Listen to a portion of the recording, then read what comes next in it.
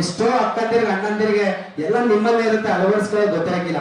ಮನೆ ಒರೆಸ್ಬೇಕಾದ್ರೆ ಇವಾಗೆಲ್ಲ ಗ್ರಾನೈಟು ಅಥವಾ ಮಜಾಕು ಅಥವಾ ಕಲ್ಲು ಅಥವಾ ಕೆಲವೊಂದು ಮನೆಗಳಲ್ಲಿ ತಪ್ಪೆ ನೆಲ ಇದೆ.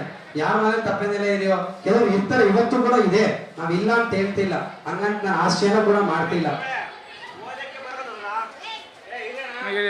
ನಿಮಿಷ ನೀನ್ ಏನ್ ಹೇಳ್ತೀಯ ಅದನ್ನ ಕೇಳ್ತೀನಿ ನಾನು. ಆಮೇಲೆ ಅಂತವ್ರ ಮನೇಲಿ ಏನ್ ಮಾಡ್ಬೇಕು ಅಂದ್ರೆ ಸ್ವಲ್ಪ ಜೇನುತುಪ್ಪ ಹನಿ ಅಂತೇಳಿ ಜೇನುತುಪ್ಪ ಸಿಗುತ್ತೆ ನಿಮ್ಗೆ.